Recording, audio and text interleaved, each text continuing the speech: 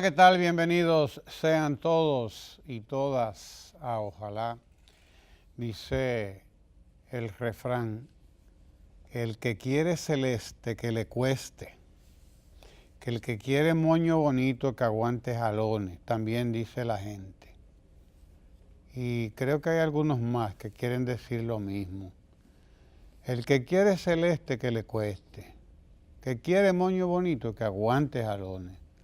Esa es la democracia tiene un costo, todo tiene un costo en la vida. Usted quiere democracia, usted quiere transparencia, usted quiere tecnología, usted quiere que las cosas se hagan rápido y bien, todo eso tiene un costo, se la pueden hacer lenta y hasta lenta podría ser bien, pero también tiene un costo, quizás un poquito menos. Usted lo quiere más rápido para que sea más transparente, además el conteo de los votos, pues usted tiene que pagar eso. Hay una tecnología que le garantiza todo eso. Ya todo está computarizado. Antes contábamos votos a mano pelada, además. Contábamos votos a mano y en el camino se perdían. Balaguer era experto en eso, ganó no sé cuántas elecciones, de esas de los años 60, después de partir del 66 al 78. Fueron 12 años en los que hubo 3 periodos de elecciones. 4, 66, 70, 74, 78. Y cada una de esas elecciones era más cuestionada. Porque contaban más, porque contaban menos, porque se desaparecieron las urnas de no sé dónde, las de tal sitio se las llevaron para tal otro sitio, en fin. El apagón vino, me cambiaron todas las... eso tenía un costo muy alto para la democracia. Tenía un costo muy alto, eso. Y Juan Bosch, sabio como era, lo llamaba los mataderos electorales de Balaguer. Los llamó así, mataderos electorales, porque él decía que la gente iba a votar como el ganado cuando lo llevan para... ¿Entiendes? Y uno va es verdad, con buenas intenciones, y al final usted sabía cuál era el resultado. Al final usted sabía cuál era el resultado. Y así era. Pero así fuimos construyendo un modelo de democracia. Chin a chin era más democrático. Antes era menos democrático. Poquito a poquito lo fuimos haciendo más democrático, más participativo, más transparente, más confiable, por lo tanto, pero también cuesta, cada vez más costoso porque cada vez éramos más, cada vez más tecnología, cada vez más observadores también, hay que traer observadores para que observen y eso tiene un costo, usted tiene que pagarlo, a menos que usted le pida a los observadores que ellos se costeen sus gastos, y tengo entendido que sí, que la OEA paga una parte, que algunos organismos internacionales pagan otra, pero usted tiene que cargar con un costo de eso también. Aparte de los nacionales que tiene que costearlos ustedes, pagarlos usted también, el país, quiero decir, tenemos que pagarlo todos pagamos. El costo de la democracia. El costo de la democracia se llama eso, tiene un costo. Porque hay gente que quiere tenerlo todo, pero que no le cueste nada. Eso no es posible. Eso no es posible. Hay gente que quiere tener carreteras por donde pasear sus carros de lujo, incluso porque son los ricos. Son los ricos, pero no quieren pagar impuestos. Cuanto más ricos son, menos impuestos quieren pagar. Pero son los que más usan las carreteras. Son los que más gastan combustible. Son los ricos, no son los pobres. Son los ricos los que más gastan combustible. Pero entonces no quieren pagar lo que cuesta una carretera buena. Páguelo, que hay que pagarlo. Eso cuesta también. Y cuesta el mantenimiento de esa carretera y de esas calles. Cuesta el hacerlas, cuesta mantenerlas, cuesta remendarlas cuando hay que remendarlas. Todo eso cuesta, desde luego. ¿Usted quiere servicio de agua? Pues hay que pagarlo. Por cierto que aquí es uno de los países probablemente donde más barato cuesta el agua. El agua que traemos de las montañas, que traemos de los ríos, el agua que traemos de todas partes, el agua que la naturaleza ha fabricado en millones de años, nosotros la botamos. La botamos y hay que ver cómo la botamos. Sí, Por ejemplo, porque todos queremos que nos cueste, pero que nos cueste lo mínimo, que nos cueste lo más barato posible. Y por eso no queremos pagar el impuesto al Estado tampoco. Nadie quiere pagar el impuesto al Estado, a pesar de que le hemos encomendado al Estado todas esas tareas. Le hemos encomendado al Estado fabricar, hacer hospitales, mantener hospitales, habituallar los hospitales, toda la tecnología de los hospitales. Queremos la mejor tecnología, ese sí, que no me la cobren, que no me la cobren, claro que no. Y así es todo. Entonces queremos democracia, queremos elecciones, queremos hacer todo esto. La democracia es la cosa más linda y más bonita del mundo, dicen algunos, esta que nos gastamos, tan cara es cara, pero esa es la que tenemos y esa es la que hemos construido. Además todo eso cuesta, es que todo eso cuesta, es que todo cuesta, es que imprimir los votos cuesta. Hay que pagárselo a las empresas privadas, nadie lo hace de gratis. Nada más imprimir 20 millones, 30 millones, no sé cuántos millones de boletas, hay que pagarlo. Toda esa tinta, todo ese papel, todo ese trabajo, ¿hay que pagarlo o no hay que pagarlo? Sí, y hay que pagarles también a los partidos. Quizás lleguemos pronto algún día de esto a una democracia en la que haya que pagarles menos a los partidos para que hagan lo que tienen que hacer. Para que hagan lo que tienen que hacer.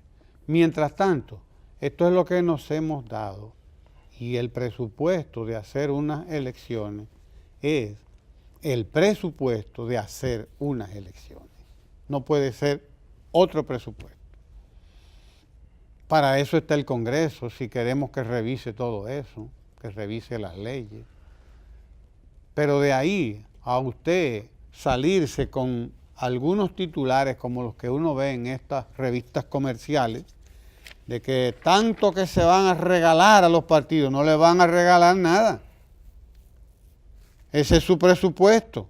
Y según la ley que hicieron, los que la hicieron, dice la ley que a los partidos les tocan unos fondos que son tales y más cuales. Está establecido en una ley. Usted no lo quiere, a usted no le gusta, bueno, someta un proyecto de ley, que lo haga la oposición, si es a la que le da tanta brega aceptar esto. No creo, porque no la he oído protestando. A quienes oigo protestando son a todos estos sabiondos, porque estos sí que saben.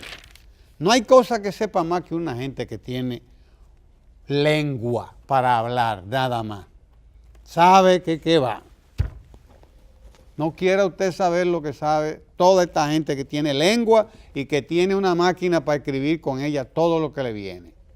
Ellos lo saben todo.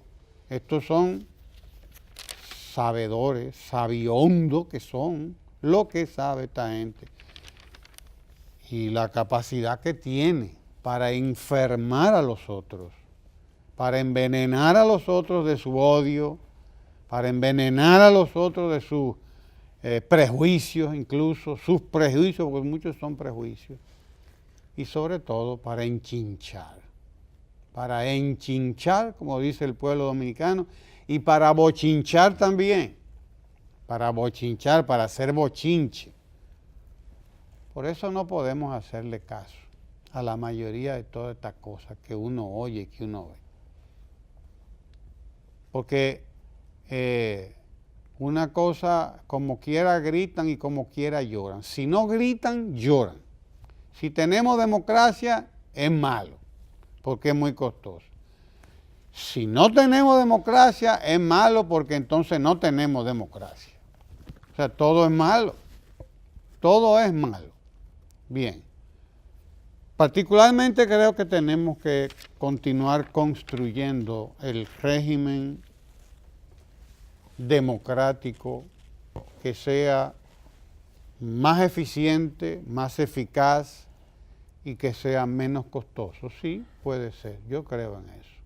Y tenemos que ir construyéndolo entre todos, aportando, no hablando tonterías, de que tanto dinero que cuesta un voto. Bueno, el voto, lo que cueste. ¿Cuánto es que cuesta el voto?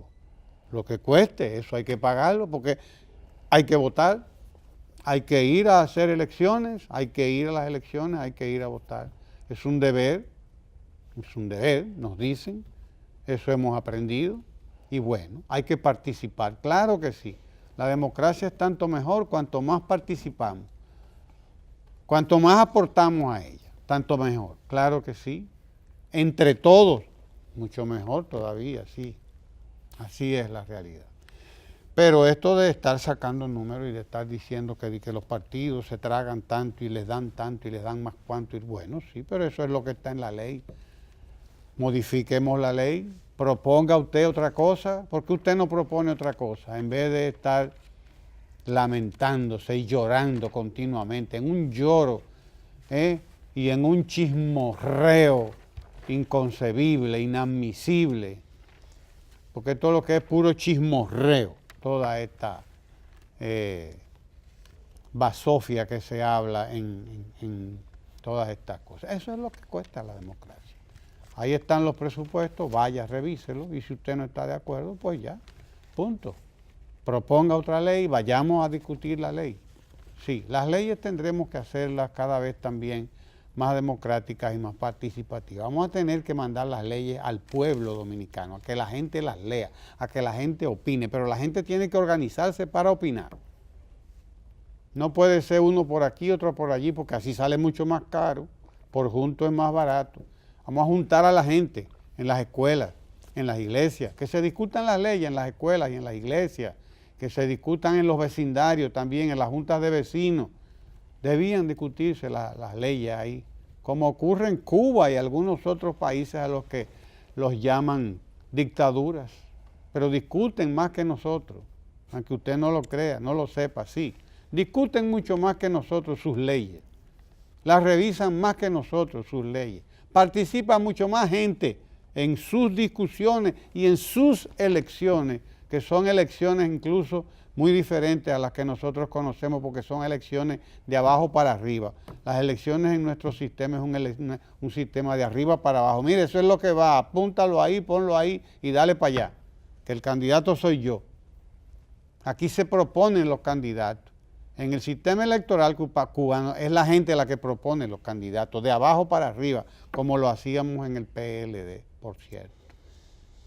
Que por eso no conocen tampoco al PLD, porque el PLD es un resultado muy diferente de todos los otros partidos que hay aquí. Por eso cada vez que hablan del PLD, los resultados los dejan con la boca abierta a todo el mundo, porque viven vaticinando catástrofes y resulta que el único partido aquí donde realmente se discuten las cosas, o por lo menos se discutían hasta hace poco, creo que se discuten todavía en su comité político y en su comité central un poco menos, pero en su comité político se discuten las cosas. Es probablemente el único partido de este país donde se discuten las cosas, donde se llevan a su comité político, donde se deciden en su comité político y lo que decide ese comité político después ya es la decisión de todo el mundo, es la de todo el mundo y eso ha ido haciendo que aprendan también los otros, que aprendan, que no es a silletazos que se deben resolver las cosas, que las cosas no deben resolverse a trompadas, a trompicones, que las cosas no se resuelven a tiros como se resolvían antes aquí en los partidos. Los partidos que no eran el PLD, porque el PLD desde que nació aprendió que las cosas se resuelven de manera civilizada. Ahí se discutía y se aprendía política además. Aprendimos ahí, lo que estuvimos ahí, aprendimos política. La poca que sabemos la aprendimos ahí, porque esa fue una escuela, una verdadera escuela de política que fundó Juan Bosch en la República Dominicana. No hay otro partido así en América Latina, probablemente. Dentro de la democracia representativa no lo hay, no lo ha habido, todavía no lo ha habido. Estamos esperándolo para que lo sepan. Por eso se quedan a cada rato con la boca abierta cuando ven cómo se discuten y cómo se resuelven y cómo se acuerdan las cosas dentro de ese partido, que es el PLD. Se quedan sorprendidos a cada rato. Esta mañana oía yo a un señor de estos que pronostican, viven pronosticando la catástrofe en el PLD. Esa gente están que no se miran, están que no se ven. Mentira, todo eso es mentira, todo eso es basofia. Todo eso es basofia, señores, no crean nada de eso. Diferencia, pero claro, todos los partidos tienen diferencia, todos. Señale uno donde no haya diferencia. Dígame uno, a ver, que me diga alguien un partido donde no hay diferencia, o no hay diferencia entre Abinader y Hipólito, o no hay diferencia en todos los otros partidos, los de izquierda, los de derecha, los del centro, los mancos, todos tienen diferencia, porque el ser humano es así. El ser humano es un ser complejo, es un ser de diferencia. Todos los partidos hay diferencia, no es en el PLD nada más. Y lo explicaba el presidente de la República en una ocasión, hace poco tiempo, que decía eso, hay diferencias, señores, pero son diferencias y punto. Las diferencias se confrontan y de la confrontación saldrá la solución. Bueno, cualquiera, la que sea, será la solución. La que se decidan los partidos, porque los partidos tienen derechos y tienen su propia legitimidad, su propia soberanía. Hay que respetarlos a todos los partidos y dejarlos que resuelvan sus problemas. No estar vaticinando y no estar usted hablando pluma de burro.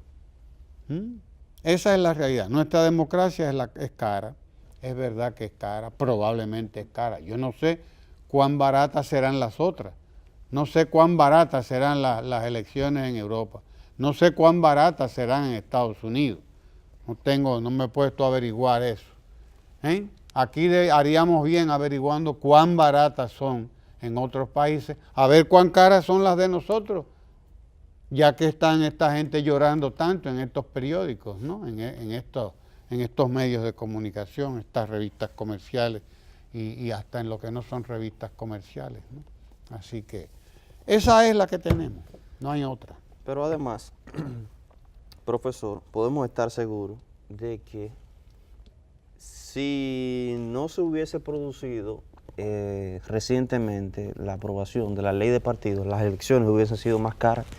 Es decir, acabamos de pasar un proceso de construir mucho más democracia con la ley de partidos, porque ahora las elecciones las va a organizar la Junta Central Electoral. Y el costo, usted puede estar seguro de que hubiese sido mayor, no ese que están señalando los medios, sino quizá multiplicarlo por 0.5 o por 1 o por 2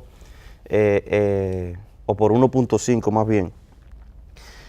Ayer, o más bien hoy, 1.190 estudiantes de Higüey, en la provincia de La Altagracia, despiertan con 2 escuelas de jornada escolar extendida.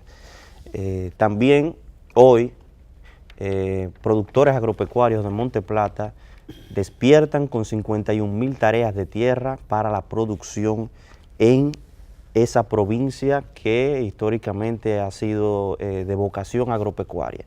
1.190 estudiantes, quiere decir que hay 1.190 estudiantes, alumnos de Higüey, que empezarán a recibir desayuno, almuerzo y merienda de manera gratuita. 1.190 estudiantes que empezarán a recibir una educación de mejor calidad. 1.190 estudiantes que sus familias empezarán a recibir un ahorro directo al bolsillo. 1.190 estudiantes que en los próximos años saldrán con una mayor preparación. 1.190 estudiantes que estarán recibiendo clases hasta de música, estarán recibiendo clases de ciencia en laboratorios de ciencia, estarán recibiendo clases de informática en laboratorios de informática. 1.190 estudiantes que serán 1.190 dominicanos con una mejor preparación, con una mejor alimentación. 1.190 dominicanos y dominicanas que estarán haciendo patria y están haciendo patria en las escuelas, en la provincia La Altagracia, en Higüey. Asimismo, agréguele el padre y la madre. El padre y la madre, claro. A ese 1.190. Porque habría que determinar cuántas familias, porque resulta que en una familia, en una casa puede que hayan 3 estudiantes o tres hijos que están que pasan a la tanda extendida. Y 3 hijos significan 24.000 pesos aproximadamente de ahorro familiar. Además de que posiblemente hay casos y hay familias que viven en pobreza y pobreza extrema que no tienen realmente el recurso, que más que que más que una inversión es un ahorro al bolsillo, que no tienen el dinero, que esos estudiantes de ninguna manera se desayunaban o no comían. Es decir, estamos garantizando seguridad alimentaria a los alumnos. Y entonces ya los padres nada más tienen que preocuparse por alimentarlos en la noche y poder alimentarse de ellos, y poder ellos entonces, descarga la madre de tener que esperarlo a las 12 con la comida, y puede ella entonces dedicarse a labores económicas o a labores docentes si la dejó en algún momento, y el padre dedicarse a tiempo completo a labores de producción económica. La economía de los sectores, de los barrios, la economía en sentido general, depende mucho de las políticas públicas, más que de una intervención divina, más que de una intervención familiar o de un esfuerzo propio de las personas. Deben darse las condiciones para que la economía, las condiciones materiales de una persona se estanquen, se desarrollen o se devuelvan de alguna manera. ¿Por qué lo digo? Bueno, porque hay que entender que la economía, el progreso, el desarrollo de una comunidad, el desarrollo de una persona está muy vinculado, es inherente a políticas públicas que se supone que deben desarrollar el Estado, que se deben desarrollar desde el gobierno. Por suerte, digo se supone porque hay países que obvian esto, hay naciones que no tienen como filosofía de desarrollo, como política pública o como su política desarrollar políticas públicas de desarrollo social. Por suerte, en República Dominicana sí es así y sí se desarrollan políticas públicas de desarrollo social en materia de educación, en materia de acceso al crédito, en materia de agricultura, de desarrollo agropecuario, y entonces esto se convierte en bienestar social. Apostar al bienestar social. El bienestar social depende de las políticas públicas que se desarrollen del gobierno. Es muy bueno que la economía crezca. Siempre será bueno que el Producto Interno Bruto crezca en el país, en cualquier nación del mundo. Pero es importante también que ese desarrollo, que esa economía, que usualmente va a los bolsillos de los grandes empresarios, es importante que crezca la macroeconomía porque además genera empleos. De calidad o no, pero eso significa de alguna manera la generación de empleo. Todo empleo es de calidad, si es un empleo, si es un trabajo. Me refiero en términos económicos, pecuniarios, quizás, que reciba lo que realmente debería recibir, Bueno, por ese. Ya esos son otros 500. Bueno. Entonces me quería referir a que la economía no sea, hay que garantizar desde el Estado, desde el gobierno, la economía debe garantizarse que no sea vertical, que sea horizontal, que a todos lleguen, que el bienestar social se convierta además en justicia social. ¿Y qué es justicia social?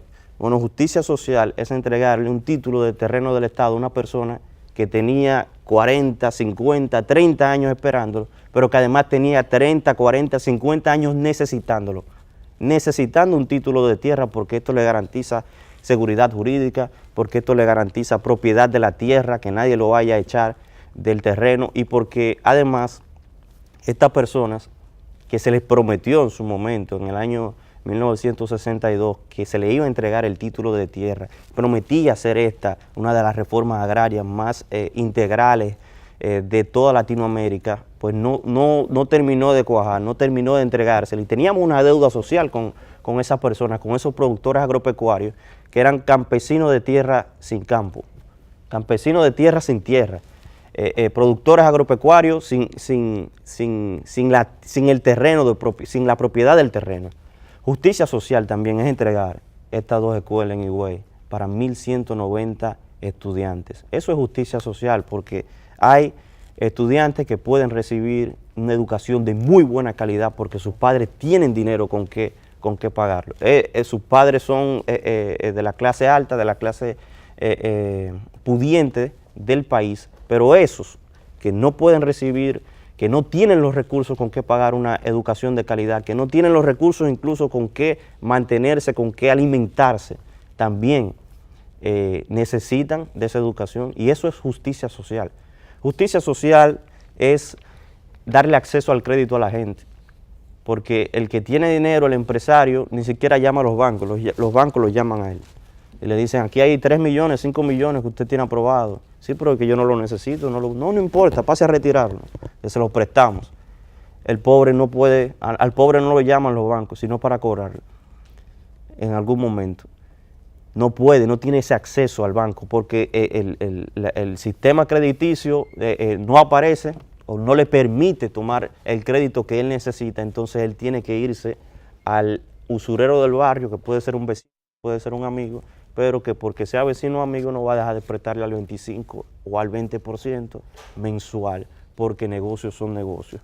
Y entonces su negocio es prestar dinero al 20 al 20% mensual. Justicia social es crear una entidad como Banca Solidaria para prestarle a la gente, para prestarle a ese micro y pequeño emprendedor que tiene la idea, que tiene una idea de innovación, de crear una empresa, de montar, de desarrollarse. Y por eso decía al principio que no necesariamente tiene que ver ese desarrollo económico con una intervención divina, familiar o personal, sino con políticas públicas activas, con políticas públicas específicas que van a transformar. Son las condiciones materiales las que permiten que esa persona pueda desarrollarse o no. Por eso yo nunca he estado de acuerdo con los libros de superación personal o autosuperación, porque de repente le dicen o le cuentan a la gente que si se esfuerza y es valiente, como dice la Biblia, el universo debe conspirar a su favor y todo el cosmos está pendiente a lo que él está haciendo y en algún momento debe ocurrir lo que él está pensando, lo que él está planeando. No, si no hay condiciones materiales, no es verdad. Primero, no es verdad que el cosmos o el universo le interesa o está pendiente a lo que usted está haciendo en este planeta y en específico en República Dominicana, este país relativamente pequeño con relación a otros. Si no existen las condiciones materiales de desarrollo social, si usted no está en un momento en que se están desarrollando esas políticas públicas, lo que usted está pensando que le tome 2 años montar una empresa y desarrollarla, le puede tomar 10, porque usted no tiene esas condiciones, porque el Estado no le ha garantizado esas condiciones. Y por eso, además de democracia, estamos construyendo bienestar social.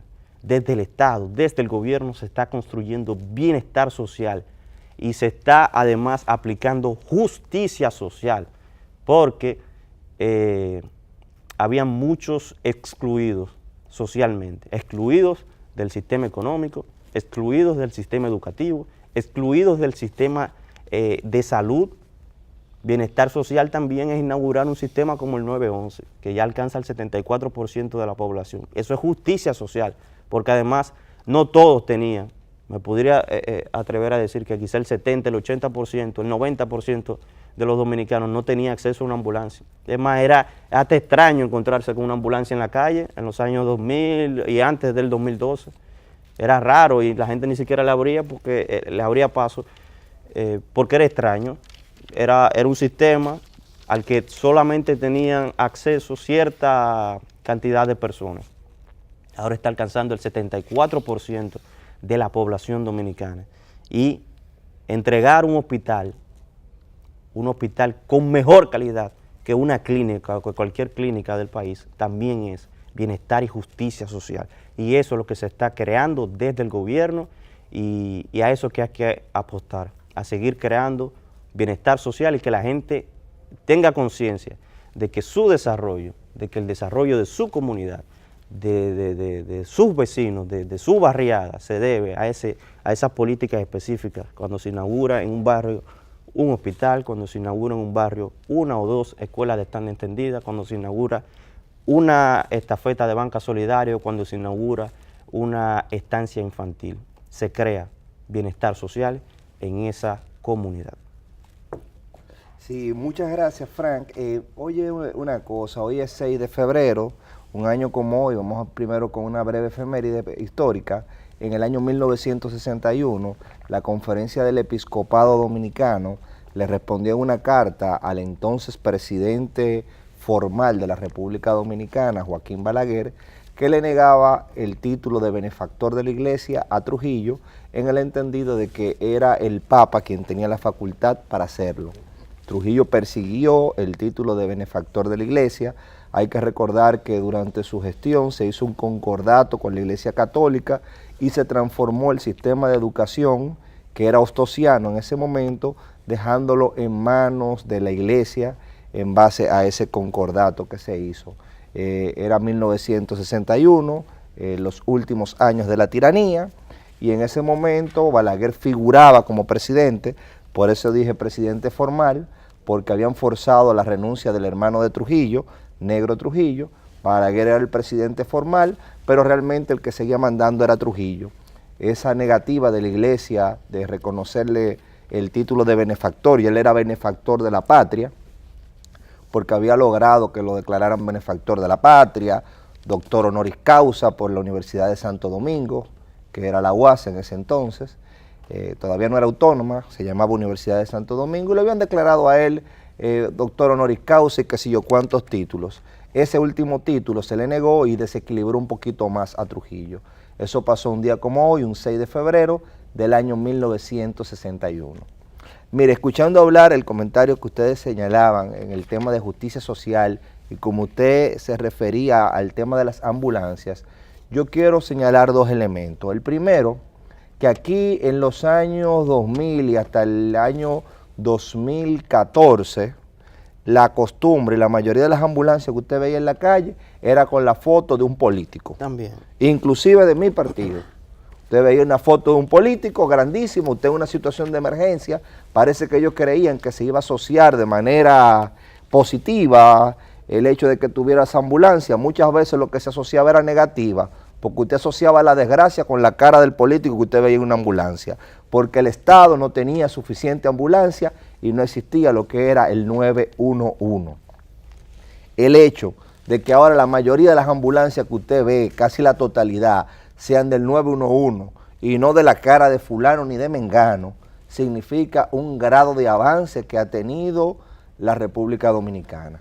Entonces, quiero aprovechar la ocasión, ahora que se habla de salud, primero para desearle una pronta recuperación a nuestra amiga y diputada Karen Ricardo, una mujer con un gran liderazgo, muy comprometida con la República Dominicana, que tuvo un accidente, ella y su esposo Lorenzo y sus hijos, un lamentable accidente, pero que ellos se están recuperando.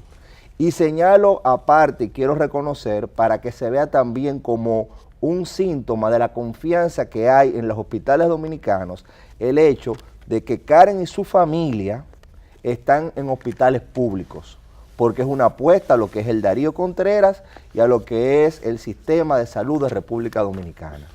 Eso significa, y eso es una cuestión que la traigo por dos cosas. Primero, por la apuesta valiente de ella, que sí podía costearse cualquier otra clínica, pero ella confió y su familia confió en lo que son los hospitales dominicanos y se está recuperando, gracias a Dios.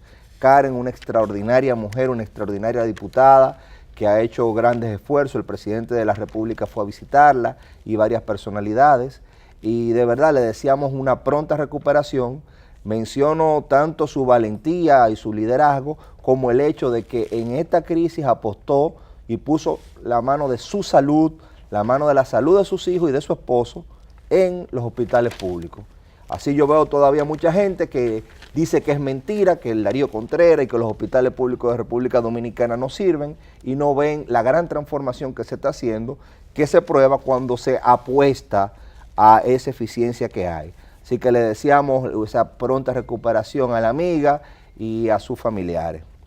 Otro punto que quería tocar brevemente antes de irnos a la entrevista.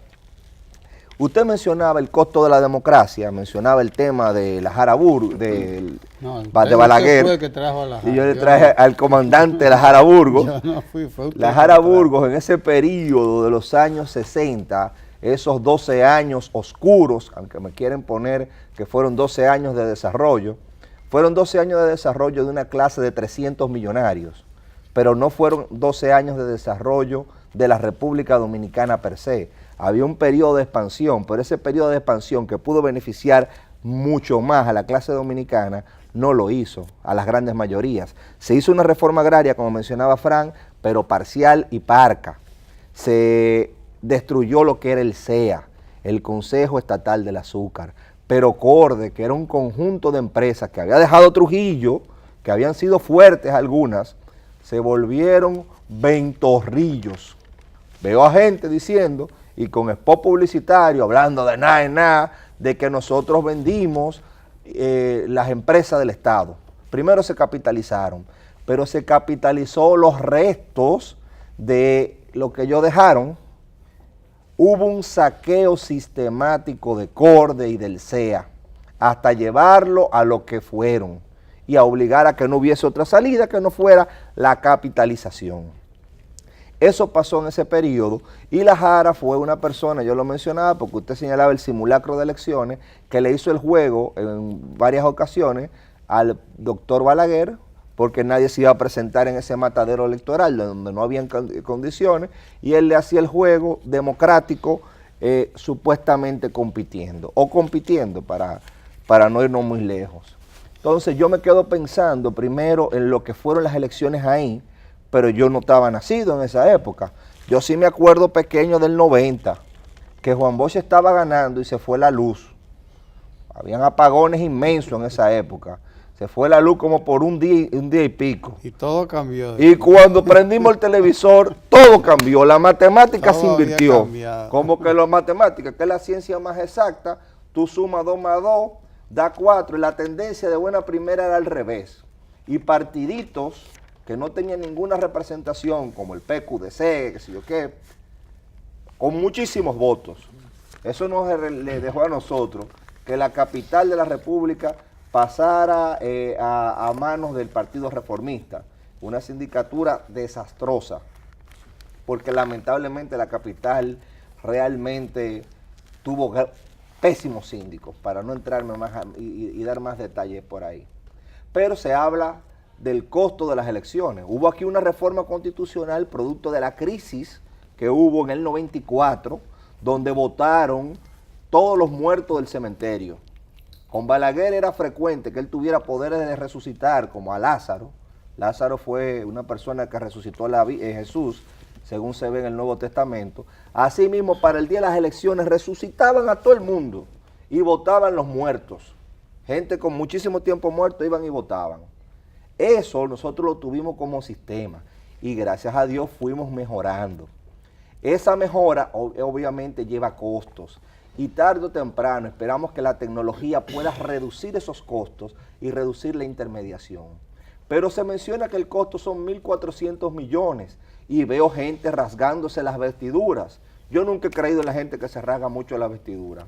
Me gusta mucho un personaje que aparece en Crónica de una muerte anunciada, las hermanas de Bayardo San Román, que comienzan a rasgarse la vestidura por la gran desgracia que había tenido en esa novela su hermano, que era que la mujer con la que él se casó resultaba que no era virgen, y eso era una gran desgracia, y comienzan ellas a rasgarse la vestidura. Así mismo mucha gente, yo lo veo rasgándose la vestidura, 1.400 millones. Pero, ¿cuánto fue la estafa? 1.200, dice aquí, 1.240. En total, 1.400, porque hay 1.200 que va a poner el Estado y hay una diferencia que van a poner los partidos, algo así. Bueno. Pero usted sabe cuánto fue el romo de Tremo el Payero, que no se han rasgado las vestiduras. El sector privado aquí descubrió DGI un fraude de 9.000 millones de pesos. Sin embargo, yo no veo la misma efervescencia ni el mismo fervor exigiendo que ese fraude, esa corrupción sea castigada. Le dieron una medida de coerción que a lo mejor fue buena. Yo no creo que la medida de coerción sea una pena anticipada y que tú debas de culpar a una persona por el hecho que se le acusa, pero cuando son casos políticos, usted ve que si dan una medida de coerción que no sea prisión preventiva, la gente se rasga la vestidura. En este caso, que hubo un desfalco de 9.000 millones de pesos, no. Entonces, para señalar que las elecciones son costosas, sí, y se rasgan la vestidura, pero cuando hay un desfalco del sector privado que se las ingenia para evadir impuestos de sumas millonarias, porque así como ese hay otros, aquí no hay cultura todavía de pagar impuestos, se está creando esa cultura.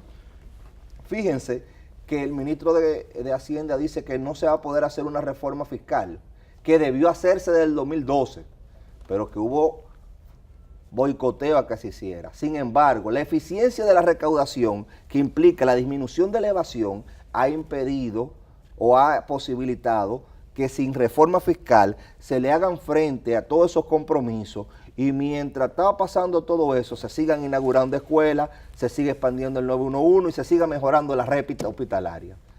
Entonces yo quería llamar la atención porque a veces hablamos y se ponen números grandes, 1.200 millones, pero nada más duelen cuando son determinadas cosas, cuando como esa, que es invertir en un proceso transparente para que haya un elemento de confianza, y la confianza hace que el valor de la economía suba, porque la gente no sabe que si hay una inestabilidad y una crisis de confianza, la economía sufre. Entonces, en la medida de que el proceso es más seguro, más fuerte, más sólido, hay más confianza y eso repercute en la economía. Entonces, yo creo que es hora de que nosotros como sociedad comencemos, como usted dice, a organizarnos, y si los partidos no discuten por inercia, por ineficacia del presidente de las organizaciones o de quien sea, uno comenzar a discutirlo y abrir los ojos sobre qué es el papel que a uno le conviene. Mire, nosotros tenemos aquí el doctor José López, que es el director médico del Centro de Rehabilitación Psicosocial Reside, que va a ser inaugurado en los próximos días por el despacho de la primera dama. Esta es una iniciativa que va dirigida a atender a personas que tienen cualquier tipo de trastorno mental, los desórdenes de la conducta, de la mente nuestra, que a veces nos saca de la normalidad. Pues nosotros vamos a disponer ya dentro de poco de ese centro de rehabilitación psicosocial, el Reside, que lo va a inaugurar en estos próximos días el despacho de la primera dama. La nueva Barquita. Hablar, sí, de este Reside que está ahí en la nueva Barquita, dicho sea de paso. Es una edificación magnífica, estupenda edificación, con instalaciones formidables, de las cuales vamos a dejar que nos informe el doctor José López, que es su director médico. Así que quédese ahí para que hablemos de esta cosa, estas noticias tan importantes que mucha gente podría dejar pasar por alto, pero nosotros no, porque esta es una contribución importante al pueblo dominicano, a la salud del pueblo dominicano. No se mueva de ahí para que conversemos con el doctor José López, director médico del Centro de Rehabilitación Psicosocial, el nuevo Centro de Rehabilitación Psicosocial que entregará pronto a la comunidad, al pueblo dominicano, el despacho de la primera dama. No se mueva de ahí.